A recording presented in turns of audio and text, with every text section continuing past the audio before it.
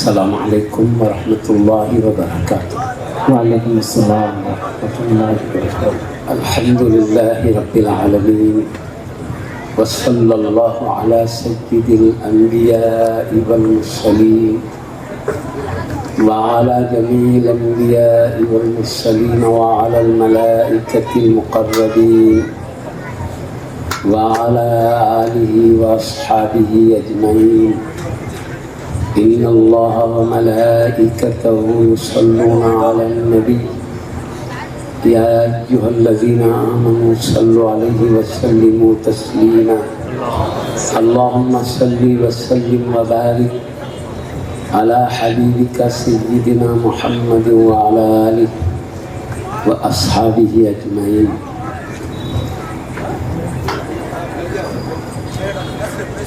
عظیم المرتبت جلیل القدر علماء کرام وارثین علوم مصطفیٰ صلی اللہ علیہ وسلم ادام اللہ فیضهم العالیہ و جمیع عظیم المرتبت بزرگان ملت و بانیان محفل ادام اللہ فیضهم العالیہ، قابل قدر جلیل سامعین کرام حفظہم اللہ تعالی، ہم پر اللہ پاک کا بے حد احسان ہے۔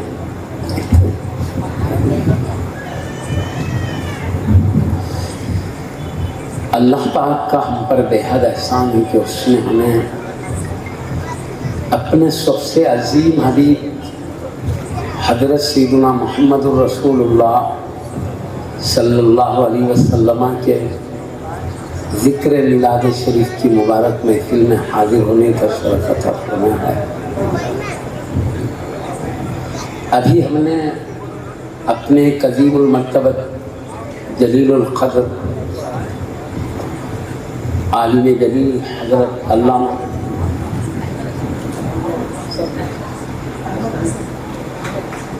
احمد حسن صاحب قبلہ دامت برکاتہ العالیہ کا ایک بصیرت افروز خطاب جلیل سننے کا شرف حاصل کر رہے تھے۔ معزز سامعین کرام، علماء کرام ہمارے لیے ابر کی طرح ہیں۔ جیسے زمین سوکھ جاتی ہے تو اللہ تعالیٰ ابر سے پانی برساتا ہے تو زمین اس پانی کو جذب کرتی ہے، تو پھر اس میں سے پودے نکلتے ہیں، درخت نکلتے ہیں، اور ان درختوں میں سے پھول بھی نکلتے ہیں، پھل بھی نکلتے ہیں، میوے بھی نکلتے ہیں، ساری زمین سرسبز و شاداب ہو جاتی ہے۔ ایسے ہی انسان کے دل جب ان کی زمین قحط زدہ ہو جاتی ہے تو علماء کرام ابر کی طرح ان کے قلوب پر اللہ پاک کے آیات کریمہ اور احادیث شریفہ کی برسات فرماتے ہیں، تو قلوب پر جب آیات ربانی اور احادیث شریفہ کے تلاوت اور اس کے ذکر کی برسات ہوتی ہے تو قلوب جو قحط زدہ زمین کی طرح ہو جاتے ہیں، ان آیات کریمہ کی برسات کے بعد جو علماء کرام کو اللہ قبر کی طرح بھیجتا ہے، ان سے آیات ربانی احادیث شریفہ کی برسات زمینوں قلبوں کی زمینوں پر پڑتی ہے، تو اس میں سے خوف الہی کے پودے نکل جاتے ہیں، خشیت ربانی کے درخت نکل جاتے ہیں، پھر اسی میں سے عشق رسول کے پھول بھی مہکنے لگتے ہیں، اسی میں اطاعت ربانی کے پھل بھی نکلتے ہیں، اس میں مصطفیٰ کی غلامی کے میوے بھی مہکتے ہیں، اسی میں رب العالمین کی اطاعت کے تمام अनाज भी निकलने लगते हैं। जैसे आसमान से पानी बरसता है तो जमीन सरसब्ज और शादाब हो जाती है, ऐसे ही उलमाए किराम के प्यारी जुबानों से पाक परवरदिगार उसके अज़मत वाले हबीब के इरशादात की बरसात होती है तो खुलूब भी हमारे सरसब्ज और शादाब हो जाते हैं। अब ये और दिल में रहते बल्कि नबी के इश्क और मोहब्बत से महकने वाले फूल इसके अंदर महका करते हैं।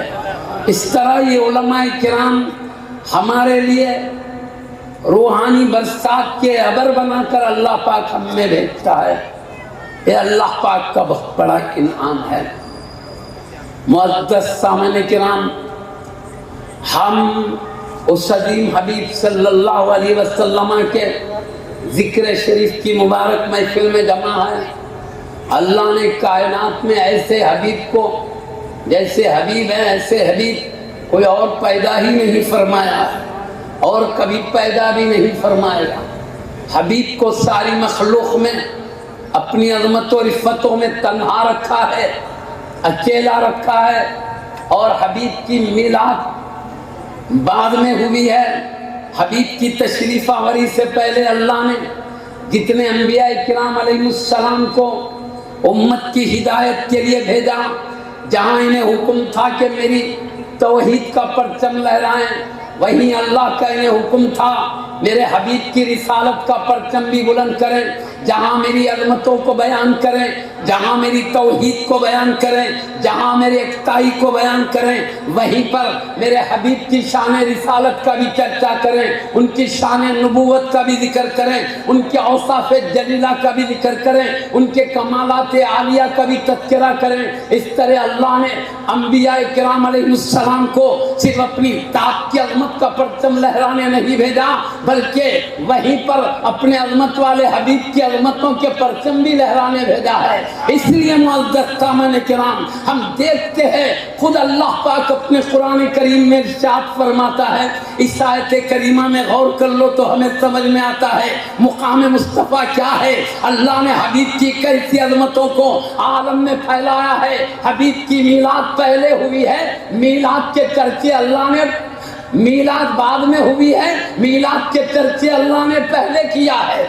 मैं आपको उसी की तरफ इशारा करने के लिए अल्लाह पाक के आयत करीमा को सुना रहा हूँ। अल्लाह पाक कुरान में इरशाद फरमाता है, औज़ु बिल्लाहि मिनश शैतानिर रजीम, बिस्मिल्लाहिर रहमानिर रहीम।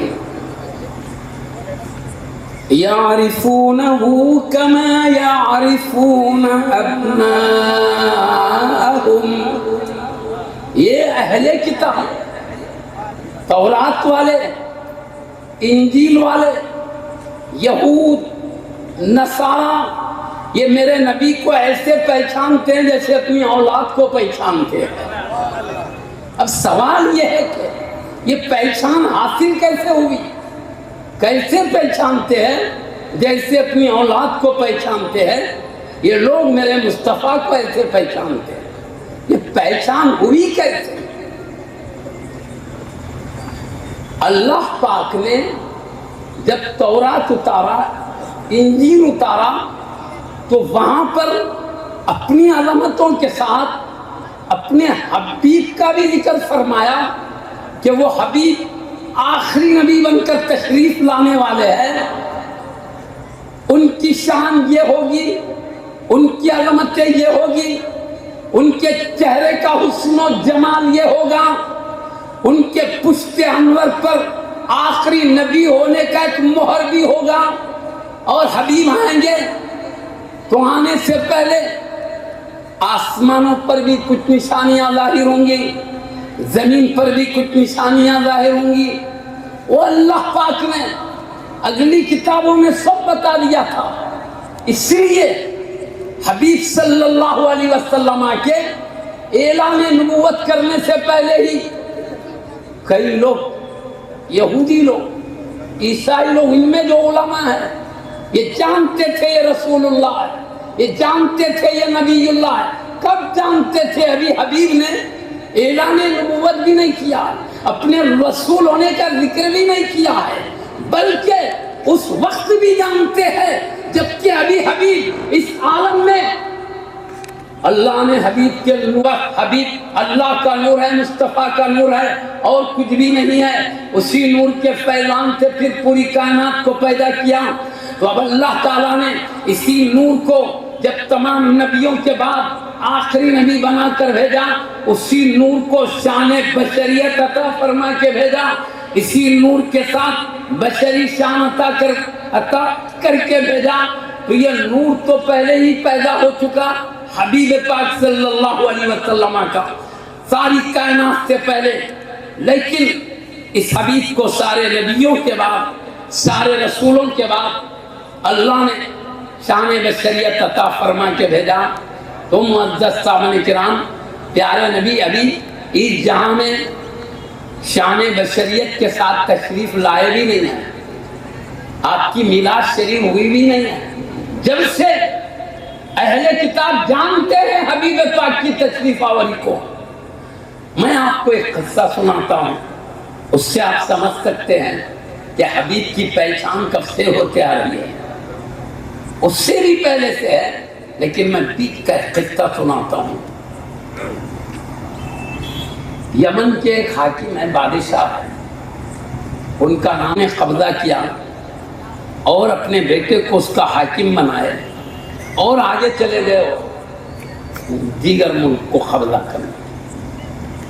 اب وہاں پہنچنے کے بعد کیا ہوا، بادشاہ کو خبر ملی کہ ان کے بیٹے کو خطر کہ اب مدینہ پر حملہ کیا جائے، مدینے والوں کو تباہ تارات کر دیا جائے، کیونکہ انہوں نے ہمارے بیٹے کو قتل کر دیا. اس لیے انہوں نے واپس آ کر مدینہ کے کنارے پر پڑاؤ ڈالا.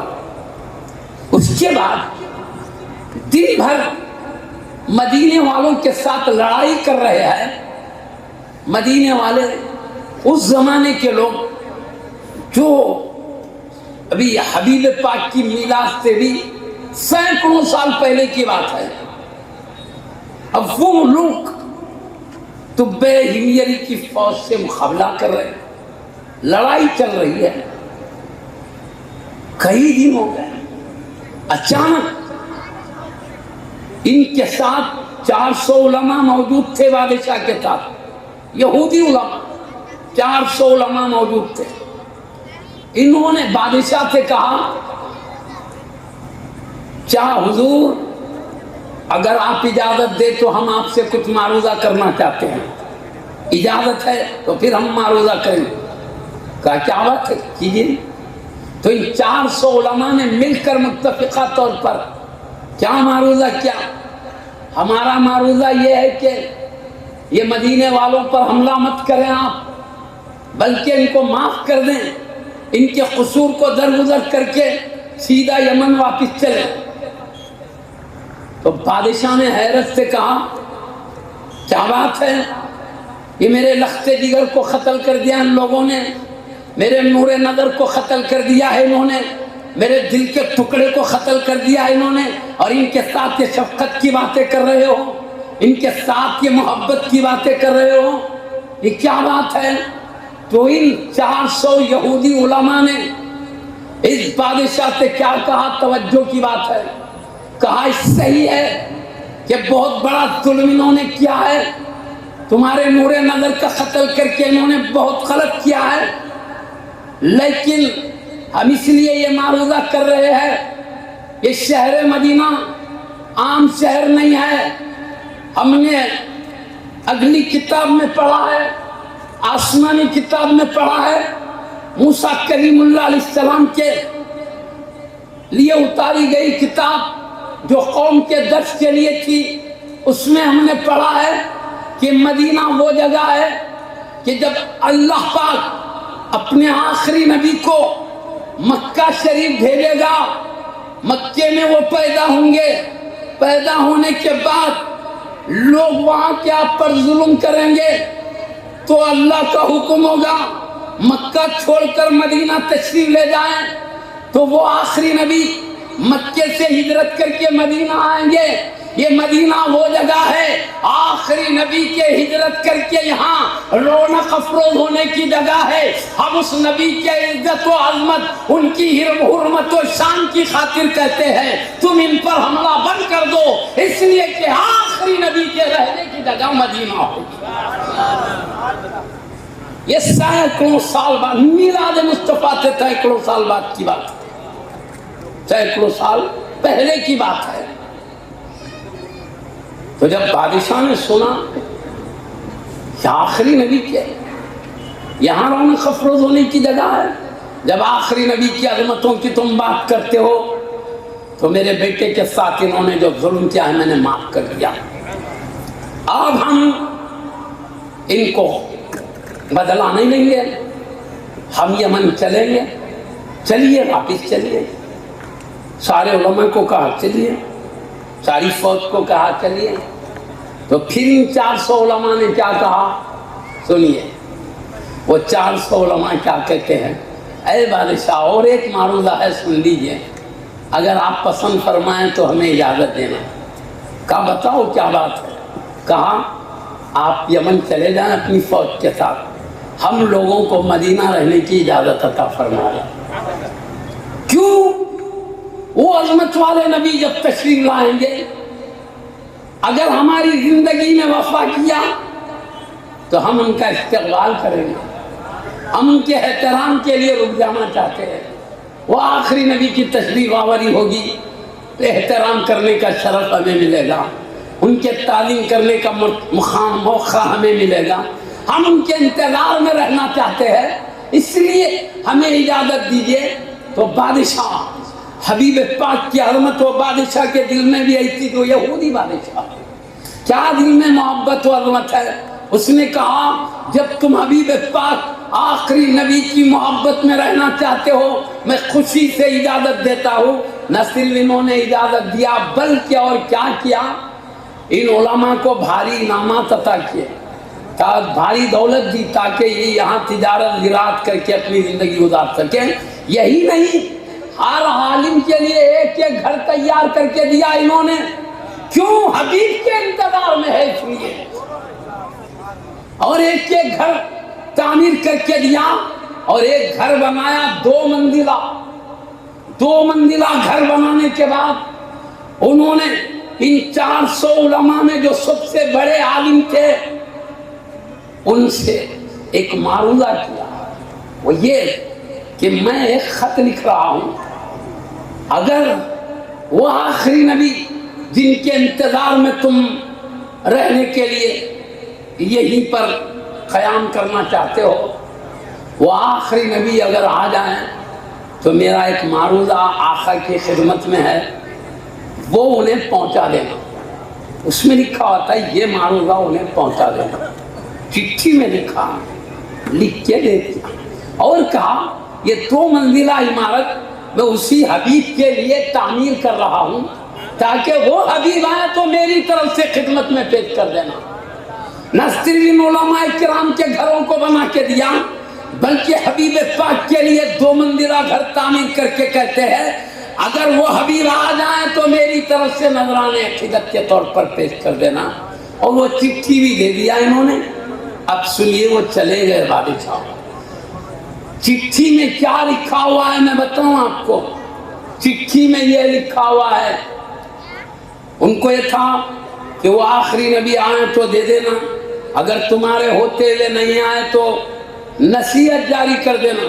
تمہاری اولاد کو دیکھ کے کہنا، تمہاری اولاد سے کہنا اگر وہ حبیب آئیں تو تم پہنچا دو، اور تمہاری اولاد سے بھی کہنا تمہارے وقت میں نہیں آئے تو تمہارے پوتروں کے لیے نصیحت کر دینا. یہ ایک دوسرے اولاد سے نصیحت چلتی رہے یہاں تک کہ جب بھی تمہارے خاندان، بڑے عالم سے کہا جب بھی تمہارے خاندان کے کسی اولاد کو پوترے پڑ پوترے تکڑ پوترے جن کی بھی زندگی کی موجودگی میں وہ حبیب آئیں ان سے یہ معروضہ پیش کر دینا جو میں نے خط کی شکل میں لکھ کے رکھا ہے. یہ نصیحت کر کے چٹھی دے دیا انہوں نے. وہ چٹھی میں کیا لکھا ہوا تھا معلوم؟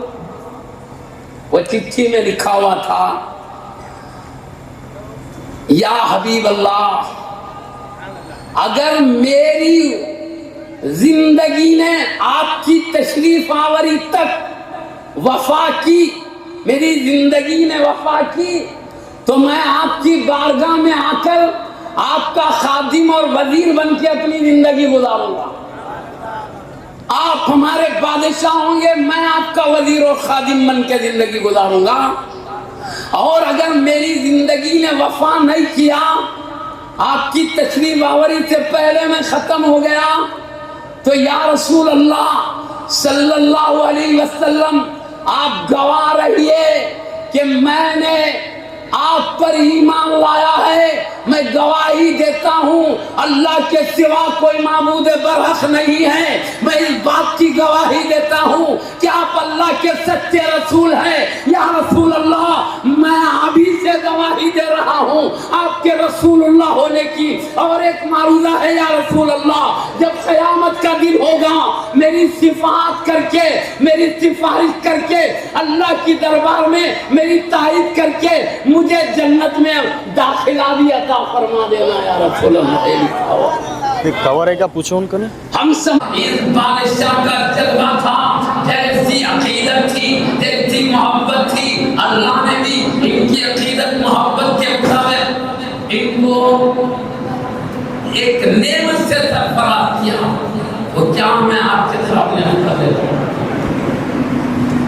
اب ایک زمانہ آیا، یہ علماء انتظار کرتے کرتے ان کا انتقال ہو گیا، ان کی اولاد آئی، ان کا انتقال ہو گیا۔ سینکڑوں سال گزرنے کے بعد اللہ کے حبیب صلی اللہ علیہ وسلم کائنات میں کئی اوصاف جلیلہ کمالات عالیہ کے ساتھ اللہ نے خود حبیب کے وہ عظمت بیان کیا ہے۔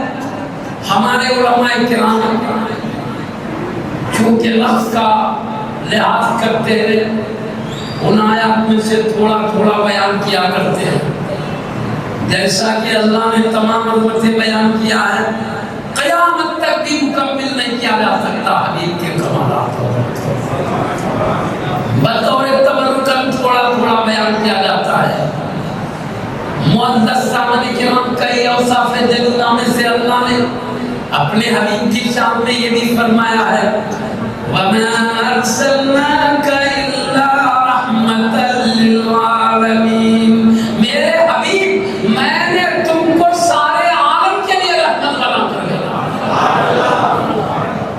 حبیب کسی خاندان قبیلے کے لیے رحمت بنا کر نہیں بھیجے گئے ہیں۔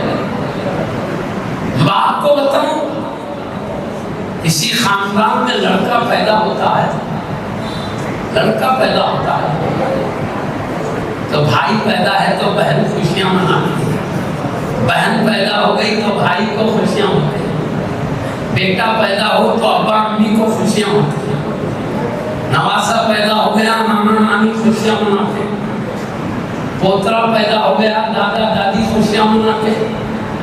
اب خاندان میں بھی چرچا ہوتا ہے،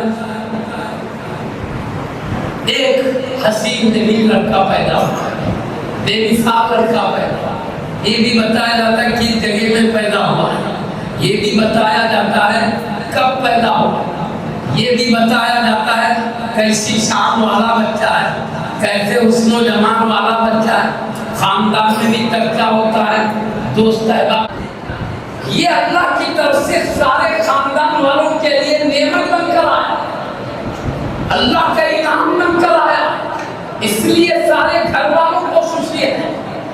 لیکن ہمارے حبیب کسی ایک خاندان کے لیے رسول بنا کر نہیں بھیجے گئے، کسی ایک قبیلے کے لیے نبی بنا کر نہیں بھیجے گئے، کسی ایک ملک کے لیے رحمت بنا کر نہیں بھیجے گئے، بلکہ اللہ فرماتا ہے میں نے آپ کو ساری کائنات کے لیے رحمت بنا کر بھیجا ہے۔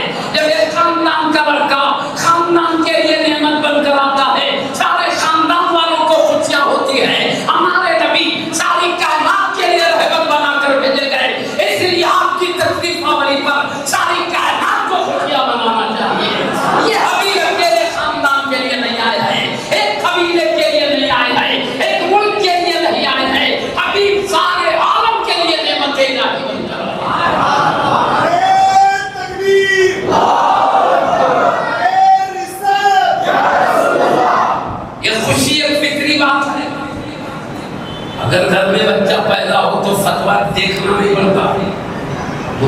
साथ मेरे घर में बच्चा पैदा हुआ, खुशी मना सकता हूँ या मैं मना सकता हूँ, पूछने की जरूरत नहीं पड़ती। घर में कोई बीमार हो गया, तकलीफ होती है, किसी का इंतकाल हुआ, कौन होता है, मुफ्ती साहब से पूछना नहीं पड़ता हम जायज़ है कि ना जायज़ है। क्यों? ये फिक्री बात है, तबीयत में रखी हुई बात है, इसमें फतवे नहीं लिए जाते। भाई नेमत मिले तो खुश होना, मुसीबत है तो गम, फितरत में पैदा होने पर फतवा नहीं दिया जाता। खुशी मनाना चाहिए या नहीं मनाना चाहिए, बल्कि फितरत खुद मजबूर कर देती है खुशियां मनाने पर। फितरत में खुशियां लिखी हुई है, तो जब एक लड़के के लिए फतवा नहीं दिया जा सकता, नबियों के सुल्तान की खुशी मनाने के लिए फतवे की क्या है? ये तो कोई जरूरत ही नहीं है, ये तो फितरत बताती है। एक बहुत बड़ा इनाम तुमको मिला है, तो फिक्री तौर पर जिसको इनाम मिला उसको खुशी होगी। फिक्री बात है, कोई अल्लाह का इनाम मिले फितरत में। मैं आपको अभी ईसाई यहूदी उलमा के बारे में कह रहा था, मेरी बात पूरी उधर आ रहा हूँ, अभी वो बात है तो मैं कह रहा हूँ। अपनी कौम के सामने अल्लाह का पैगाम होगा, क्योंकि दुनिया बनाई गई अल्लाह का पैगाम नबी के जरिए मिलेगा, उस पर अमल करो। फिर मैं बुलाऊंगा, बुला के बड़े बड़े मरतबे दूंगा, ये दुनिया रहने के लिए लेना, तुमको आत्मा के कामयाब जैसे होंगे वैसे कर्जे देने के लिए जरूरत है। यहाँ का खाना पीना लिबास के काम, जिंदा रहने की ज़रूरत है। खाना पीना लिबास में जिंदा रहने की ज़रूरत है, जिंदा रहने का मकसद नहीं। खाना पीना जरूरत है, जिंदगी है, और देख नहीं सकते हैं, पोशीदा है, जभी तो इतना बेहतरीन दस्तरखान उतार रहा है, निशानी भी हो जाएगी और हमारे अगलों हमारे पिछलों के लिए ईद का दिन हो जाएगा। मैं मेरे दोस्तों की बड़ियों की बात नहीं रख करता, तो तुम तो नबी है, तुम्हारी बात कहते रखते हो। मैं जरूर खान नाजिल करूंगा, मगर ये भी सुन लो प्यारे, मेरे प्यारे नबी, ये भी सुन लो, मेरे खान उतरने के बाद भी अगर किसी ने नाफरमानी की तो वो अज़ाब दूंगा, आलम में किसी को नहीं दिया।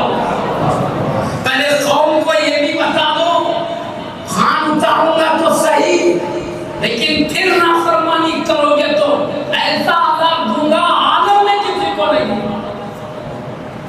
तो सैयदना ईसा अलैहिस्सलाम ने अपने कौम से खिताब करके फरमाया, मैंने अल्लाह से मांगा किया है, अल्लाह दस्तरखान उतारने के लिए राजी होगा, मगर एक शर्त के साथ, अगर खान उतर जाए तब फिर नाफरमानी नहीं करना।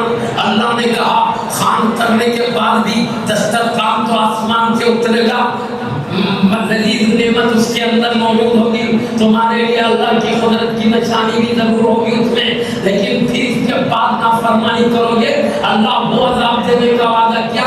अल्लाह कहता आलम में मैं किसी को अज़ाब नहीं दिया है, वो अज़ाब दूंगा। कौम ने कहा ठीक है, नाफरमानी नहीं करेंगे, उतारिए। तो आपने दुआ किया था तो खान उतरने लग गया। अब मैंने कहता इन्होंने नाफरमानी की तो क्या अज़ाब हुआ? मीलाद के मुबारक जिक्र के मौके पर मैं वो अज़ाब का जिक्र करना नहीं चाहता, जो कितना सख्त तरीन अज़ाब था, मैं नहीं करूँगा। मगर हुआ क्या? इन्होंने खान उतरने के बाद भी नाफरमानी की, तो अल्लाह ने वाकई में ऐसा अज़ाब उतारा, आलम में कभी नहीं उतारा था। हुआ मौका पर नहीं, बड़ा सख्त तरीका। अब मैं सिर्फ यहाँ ये कहने के लिए आयत करीमा पढ़ा है, ईसा अलैहिस्सलाम अर्ज़ करते हैं तेरा खान उतार, ताकि हमारे अगलों हमारे पिछलों के लिए ईद का दिन हो जाए। आज लोग सवाल करते हैं तो उनको समझाने के लिए हमारी आदत सिर्फ समझाने के, इससे बढ़कर समझाने के लिए करता हूँ। एक दस्तरखान उतरे तो वो दिन अगलों पिछलों के लिए ईद हो जाए। मालिक के जन्नत जिसमें उतरे उनकी भी रात का दिन अगले पिछलों के लिए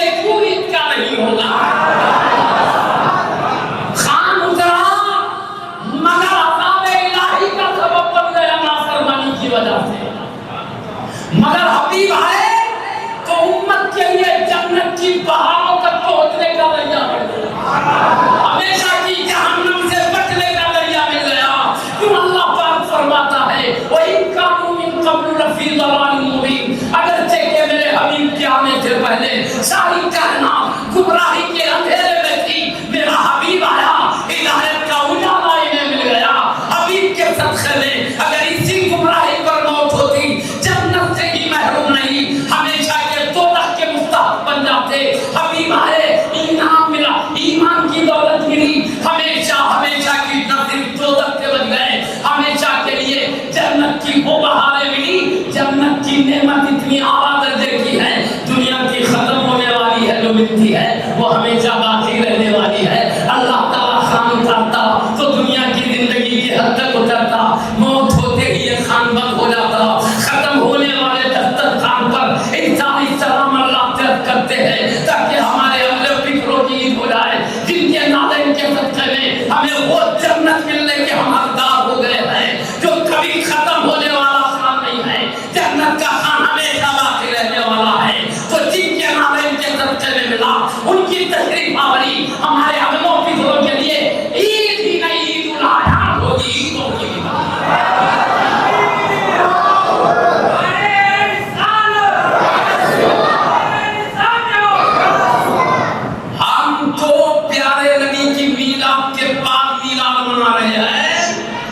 اللہ کے پیارے نبی و رسول سیدنا عیسیٰ علیہ السلام کو حبیب کی میلاد سے پہلے میلاد کے چرچے کر رہے ہیں، نبی میلاد مصطفیٰ منا رہے ہیں، ہم تو میلاد کے بعد میلاد کا ذکر کر رہے ہیں۔ اللہ کے پیارے رسول سیدنا عیسیٰ روح اللہ کلمۃ اللہ علیہ السلام میلاد سے پہلے ہی میلاد کا ذکر کر رہے ہیں۔ میں آپ کو حدیث شریف سنا دیتا ہوں، ابھی وہ پہلے خطہ بولا تھا، ابھی آدھا باقی آگے چلانا ہے۔ پہلے یہ ذکر میلاد کے بارے میں ہی میں آپ کو کروں کتنا مصطفیٰ کا چرچا کر کے رکھا ہے اللہ نے۔ اب میں بتاؤں خود حبیب صلی اللہ علیہ وسلم کیا فرماتے ہیں، پوری امت سے خطاب کر کے فرماتے ہیں، میں میرے جد کریم سیدنا خلیل علیہ السلام کی دعا ہوں جو انہوں نے رب العالمین سے کی تھی، اور میں پیارے رحمت والے رسول عیسیٰ علیہ السلام کی خوشخبری ہوں جو قوم کے سامنے انہوں نے سنایا تھا، اور میں اپنی امی جان کا خواب ہوں جو میرے پیدا ہونے سے پہلے ہی انہوں نے دیکھا تھا۔ وہ کیا خواب ہے، وہ کیا بشارت ہے، وہ کیا دعا ہے، میں بھی بتا دیتا ہوں تھوڑے۔ آپ کی پیاری امی جان سیدہ آمینہ رضی اللہ تعالی عنہا نے حبیب پاک کے دنیا میں رون خفرت ہونے سے پہلے ہی ابھی امی جان کے مائی، ابھی امی جان کے پیٹ میں ہے حبیب پاک صلی اللہ علیہ وسلم، ایک پیارا خواب آپ نے دیکھا۔ آپ بیان کرتی ہے اپنا خواب، کیا خواب دیکھا، میرے پیٹ سے ایک نور نکلا ہے، نور نکلا تو اتنا روشن ہوا اور نور بڑھتے گیا، اس نور سے پورا عالم نور۔ پیاری امی جان کیا کرے، میرے پیٹ سے نور نکلا اور نور پوری کائنات کو روشن کر دیا ہے۔ تو حبیب کہتے ہیں پیارے نبی نے جو خواب دیکھا، پیٹ سے نور نکلا ہے، اس کی روشنی پوری کائنات کو منور کر دی ہے، وہ نور میری ہی ذات ہے۔ اللہ نے میرے امی جان کو بتا دیا ان کے پیٹ سے ایک نور نکلنے والا ہے جس سے پورا کائنات روشن ہے۔ یہ حبیب فرمانے میری امی جان کا میں صاحب، اور خلیل علیہ السلام آپ کے جد کریم ہیں، آپ کی اولاد سے۔ خلیل علیہ السلام نے جب کعبے کی تعمیر، جملہ 14 مرتبہ کعبے کی تعمیر ہوئی، تھوڑی پرانا ہوتے ہیں تو تھوڑا کچھ کرنا پڑتا ہے۔ نوح علیہ السلام کے زمانے میں تو پورا کعبہ ہی اللہ نے اٹھا لیا تھا، بڑا طوفان آ گیا تھا، تو پھر شروع سے بنانا پڑا تھا۔ 14 مرتبہ جملہ اس میں کعبے کی تعمیر کا معاملہ پیش آیا مختلف اندازوں میں۔ تو ابراہیم خلیل اللہ علیہ السلام، اسماعیل نبی اللہ علیہ السلام نے مل کر اپنے زمانے میں کعبہ کی تعمیر کی۔ سیدنا خلیل علیہ السلام پتھر لا کے دیتے جاتے تھے، اسماعیل علیہ السلام پتھر لا کے دیتے جاتے تھے، سیدنا خلیل علیہ السلام پتھر کعبے پہ رکھتے جاتے تھے۔ اس طرح خیر اس میں معجزات بھی، کرامات بھی ظاہر ہوئے۔ وہ بتا تو ٹائم لمبا ہو جاتا، پر کعبے کی تعمیر ہونے کے بعد جس پتھر پر ٹھہر کر تعمیر کرتے رہے اسی پتھر پر کھڑے رہ کر اللہ سے دعا کرتے ہیں. کیا دعا کرتے ہیں؟ وہ اکثر بولتے تو پتھر پہ کیوں کھڑے رہنا پڑا معلوم، زمین سے اگر اوپر پہ تو جہاں تک کھاتی وہاں تک کرتا رہے، اور ان کی دیوار تو کیا کریں گے پتھر پہ کھڑے رہ کے رکھنے لگے. اب ایک پتھر پہ کھڑے رہے تو تین پر تو رکھ سکتے، اور ان کی کرنا ہے تو پتھر خود اڑ کے اوپر لے کے چلے جاتا تھا. پتھر رکھنے کے بعد نیچے لا دیا کرتا. پتھر بھی کعبے کی تعمیر میں انبیاء کی خدمت میں لگا ہوا تھا. اس طرح پورا گول گھوم گھوم کے آپ نے پوری کعبے کی تعمیر بنایا ہے. آپ معزز سامنے کرام کعبے کی تعمیر مکمل ہوئی، اس کے بعد اللہ سے دعا کر رہے ہیں. کیا دعا کر رہے ہیں؟ اللہ کے خلیل علیہ السلام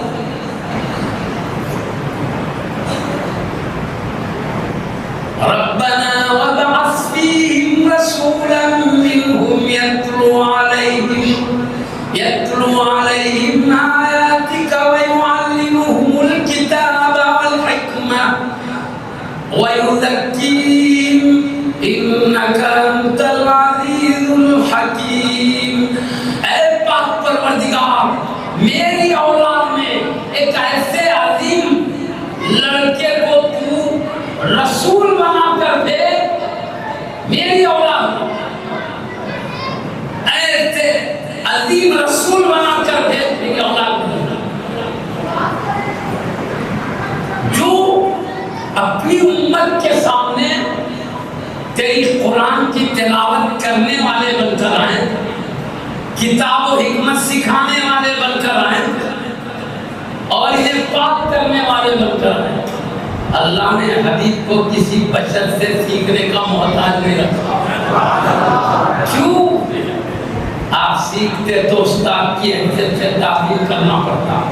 حبیب نے کہا مصطفیٰ تم صرف مجھ سے سیکھو گے، ساری کائنات تم سے سیکھے گی. آپ کسی بشر سے نہیں سیکھے اس لیے امی ہیں. امی ہیں کسی بشر سے پڑھنا لکھنا نہیں سیکھے. کیوں؟ اللہ نے کہا ابھی کسی سے سیکھنے کی ضرورت نہیں، تجھے میں خود سکھا دوں گا. لکھے نہ پڑے حضرت والا شاگرد رشید افطار. اللہ تعالیٰ قرآن میں فرماتا ہے الرحمن علم القرآن. رحمان نے قرآن سکھایا. کس کو سکھایا؟ اپنے مصطفیٰ کو. القرآن پورا قرآن سکھایا. اور خلیل علیہ السلام کہتے جعفر اللہ سے عرض کرتے اے اللہ وہ میرے نسل سے ہونے والا رسول انہیں کتاب پڑھ کے سنانے والا بھی ہو، سکھانے والا بھی ہو. اگر ہم کسی سے پڑھنا نہیں سیکھیں گے تو عیب ہے. اس لیے کہ بغیر انسان کی بارگاہ میں رجوع ہوئے بغیر کسی مدرسہ تعلیم میں گئے بغیر ہم علم حاصل نہیں کر سکتے. لیکن حبیب کا کسی تعلیم میں شریک نہیں ہونا، یونیورسٹی میں شریک نہیں ہونا، کسی بشر سے تعلیم نہیں پانا، یہ آپ کے لیے کمال بن گیا. لوگ نہیں پڑھے تو علم حاصل نہیں ہوگا. مصطفیٰ کسی سے پڑھے نہیں مگر اللہ نے ان پڑھا کے ساری کائنات کا معلم بنا دیا. مصطفیٰ کسی بشر سے پڑھے نہیں مگر پوری کائنات کو پڑھانے والے بن کر آئے. بعثت معلما، میں معلم بنایا گیا. مطلب کیا؟ انسانوں سے مصطفیٰ نے نہیں سیکھا، رب العالمین نے سیکھا. اس لیے حبیب کو کسی سے سیکھنے کی ضرورت ہی نہیں. بھائی آدمی سکھائے گا، آدمی میں کمال ہوگا تو سیکھنے والے میں کمال ہوگا. سکھانے والے میں جتنا کمال ہوتا ہے سیکھنے والے میں. یہاں سکھانے والا اللہ تعالیٰ ہے جو اللہ کا کوئی مثل نہیں. سیکھنے والے مصطفیٰ ہے مخلوق میں جن کا کوئی جواب نہیں. سکھائی جانے والی قرآن ہے. اس کتاب کا تمام آسمانی کتابوں میں بھی کوئی جواب نہیں. جب سکھانے والا اللہ ہو، सीखने वाले कायनात के सुल्तान हो, सिखाई जाने वाली किताब सारी आसमानी किताबों की बादशाह हो, तो अब बताओ सीखने वाले मुस्तफा के इल्म के दरियाओं का क्या? अब मैं सिर्फ शाफा मुंदा पे चला, क्योंकि जो इल्म रखेंगे वही तो सिखाएंगे। तो खलील अलैहिस्सलाम दुआ कर रहे सिखाने वाले बनाकर है, मतलब ये जब ही सिखाएंगे जबकि अल्लाह ही है। इसलिए हज़रत सैयदुना अली मुर्तज़ा हैदर कर्रार रज़ियल्लाहु तआला ने इरशाद फरमाया, अगर मैं सूरह फातिहा की तफसीर कर दूं तो 70 ऊँट संभाल नहीं सकेंगे उसको। यानी अल्लाह ने हज़रत सैयदुना अली मुर्तज़ा हैदर कर्रार रज़ियल्लाहु अन्हु को कुरान करीम का इतना ज़्यादा इल्म दिया है, सिर्फ सूरह फातिहा की तफसीर कर दे तो 70 ऊँट संभाल नहीं सकेंगे। ये इल्म कहाँ से मिला? आप बताइए इल्म कहाँ से मिला? निगाह मुस्तफा क़ल्बे हैदर कर्रार पे पड़ गई, इल्म के दरिया में रहे हैं। सूरह फातिहा एक सफ़ा में आता है, जब एक सफ़ा में आने वाला सूरा हज़रत सैयदुना अली मुर्तज़ा हैदर कर्रार रज़ियल्लाहु अन्हु तफसीर करने लग जाए, मारिफ व असरार बयान करने लग जाए, 70 ऊँट संभाल नहीं सकेंगे, इतना बयान कर देंगे। सिर्फ हबीब की एक निगाह पड़ गई तो इल्म का ये आलम है। हबीब के क़ल्बे अंबर पर इल्म के दरियाओं का ये खतरा मुज्तहिदीन को मिल गया। हबीब के दरिया में का तो मुज्तहिद बन गए, एक फूल मिल गया तो मुहद्दिस बन गए, एक फूल मुस्तफा के इल्म के समंदर में से मिल गया तो मुफस्सिर बन गए। जब एक फूल वालों की शान ये है, उनकी अजमतों का अंदाजा नहीं लगा सकते। एक खतरा जिनको मुस्तफा के इल्म का मिल गया, उनकी अजमतों का अंदाजा नहीं लगा सकते। अल्लाह ने जिनके क़ल्ब पर इल्म के दरिया जारी फरमा दिए, उनकी इल्मी अजमत व जलाल का अंदाजा नहीं। मुस्तफा पूरी कायनात को सिखाने वाले बना कर भेजे। आप लिखते नहीं थे मगर लिखना जानते थे। क्यों अल्लाह कहता है ला तख़ुत्तुहु बियमीनिका इज़्ज़न लर्ताबल मुब्तिलून।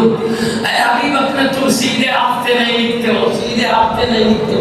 आमतौर पर सीधे हाथ से लिखा जाता है, तो अल्लाह ने कहा तुम सीधे हाथ से नहीं लिखते हो, क्योंकि लिखा जाता है सीधे हाथ से अक्सर, इसलिए कहा सीधे हाथ से नहीं लिखते, मतलब आप नहीं लिखते,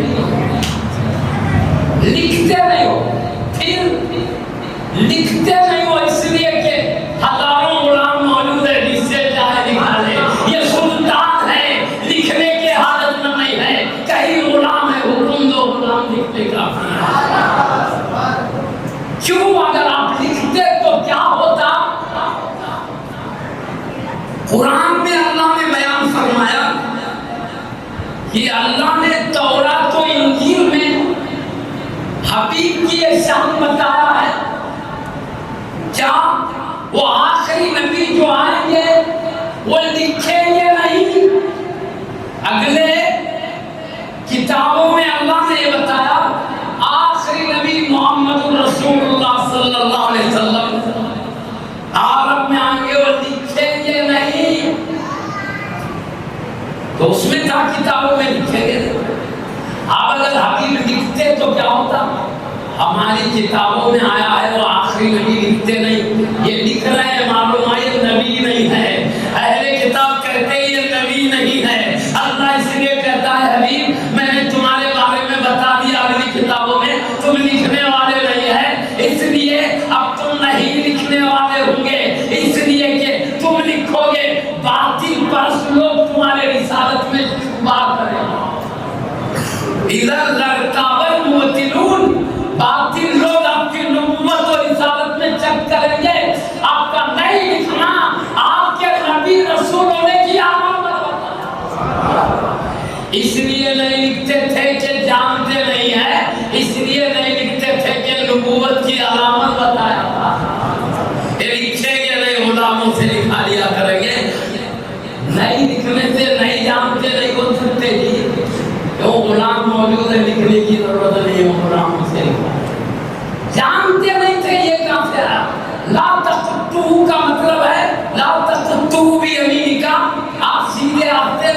لکھتے ہیں، یہ نہیں لکھنا نہیں جانتے، نہیں جانتے کہاں سے لکھتے نہیں ہے تو یہ جانتے نہیں۔ اگر نہیں جانتے تو حدیث میں آیا ہے پیارے نبی صلی اللہ علیہ وسلم ان لکھنے والوں کو سکھا رہے ہیں بسم اللہ الرحمن الرحیم لکھو تو با کو لمبا کر کے لکھو، با سے پہلے الف بنا دو، کیوں؟ اصل میں وہ ہے بسم اللہ، اسم اللہ کو کہتے ہیں بسم اللہ، اللہ کے نام سے، با کے معنی اس کی مدد سے شروع کرتا ہوں اللہ کے نام سے، با کے معنی برکت سے شروع، یعنی اللہ کے نام کی برکت سے اس کی مدد سے شروع کرتا ہوں۔ تو اس میں رسم الخط یہ ہے لکھنے کا طریقہ، با کے بعد اسم کا الف نہیں لکھتے، کیوں؟ بسم اللہ بہت کثرت سے استعمال ہوتا ہے، جو کس کثرت سے استعمال ہوتی ہے تھوڑا پڑھنے میں آسانی کے لیے، بسم اللہ بولے تو ذرا بھاری ہو جاتا ہے، اس لیے کثرت سے بسم اللہ پڑھ دیتے ہیں۔ تو یہ کثرت سے استعمال ہونے کی وجہ سے الف کو نکال دیا گیا۔ تو حبیب کیا سکھا رہے ہیں؟ دیکھو لمبا لکھو، بیٹے پہلے الف کی طرح کر دو، دیکھو کیوں؟ جو اسم کا الف نکل گیا ہے، یہ الف بتائے کہ اسم کا الف نکلا ہوا ہے، اس لیے یہ الف وہ الف کی طرح لکھا ہے۔ تو حبیب لکھنے رہے ہیں، صحابہ کو لکھنا سکھا رہے ہیں، اور آقا کہتے ہیں سین کو دندانے دار بنا کے لکھو، لکھنے والوں کو سکھا رہے ہیں ایسا لکھو، لکھا رہے لکھو، یہ بھی بتا رہے کیسا لکھو۔ آقا خود نہیں لکھ رہے مگر لکھنا سکھا رہے ہیں، اس کو دندانے ڈالو تاکہ سین بغیر لکھنا وہ تلوار کی طرح ہوتا رہا، اس کے بعد منہ کی طرح پیٹ ہوتا اس کا۔ تو سین میں فرق ہونا یہ ہو لمبا تھا، سین کے دندانے ڈالے تو سین میں فرق ہے۔ کہتے لوگ دندانے ڈالو، اب بتاؤ اللہ کے نبی لکھتے نہیں تھے مگر لکھنا سکھاتے ہے نا؟